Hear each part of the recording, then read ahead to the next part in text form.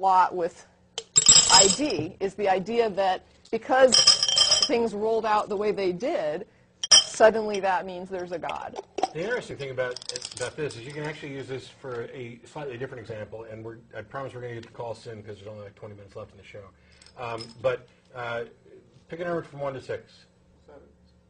What? 7? 2. 2. We're going to roll all 2s. All right. 2, 2, 2, 2. Yeah, there's one. 2, There's a couple. 2. I beat the odds for a number of 2s. Now I'm going to take everything that's not a 2. There's 7. There are 6 of them. No, there's 7. No, there's 6. There's 7. All right, there's 7. He predicted the number of 2s without even I'm realizing it. totally winging it. So now we roll again, and there's, well, look at this. Wow. I'm beating the odds really well. There's 2, 2, there's Over another here. 2, and another 2, and look at all the 6s in there. Yeah, yeah. There's like 8 6s in that little. All right, so now we're getting closer to being all 2s. So that's 2 rolls. Yeah, yeah. Doing good. Uh-oh. 2, 2, 2. That's 3 rolls. And you can keep doing this. And hopefully, everybody watching can see. That's a 2 and a 2.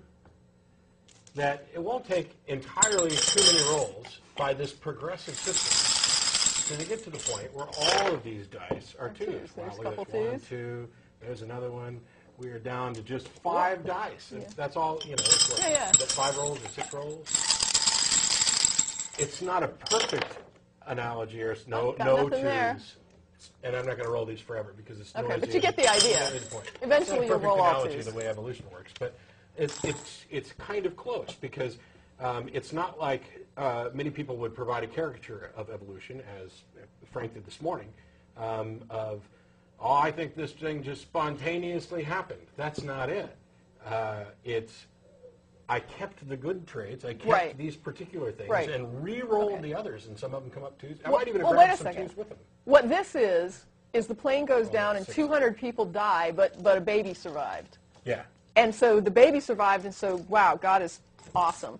But the 100 and, 250 people or whatever that died, you just ignore those. God had nothing to do with that. He just saved the baby. But those dead people, that's what happens.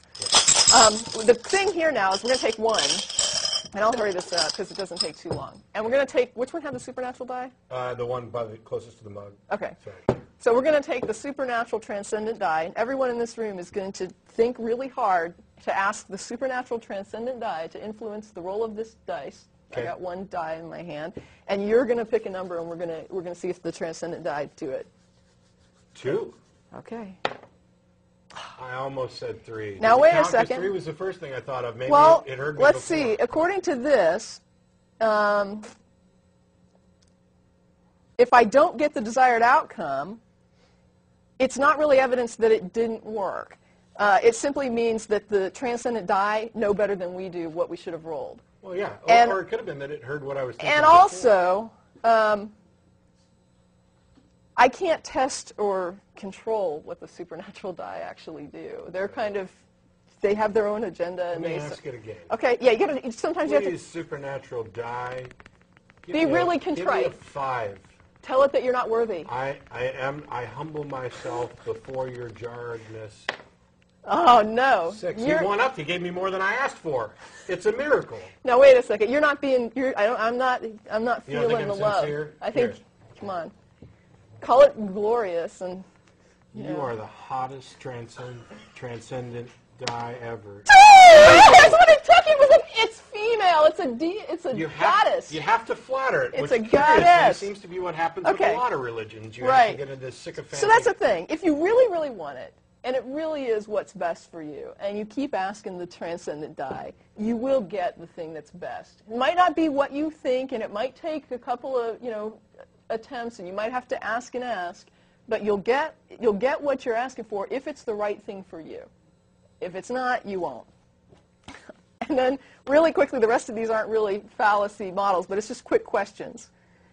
If you don't believe that there are supernatural transcendent die in this jar, would you change your mind if I told you a story about how wonderful they are? They're hot, believe me. They just hooked me up.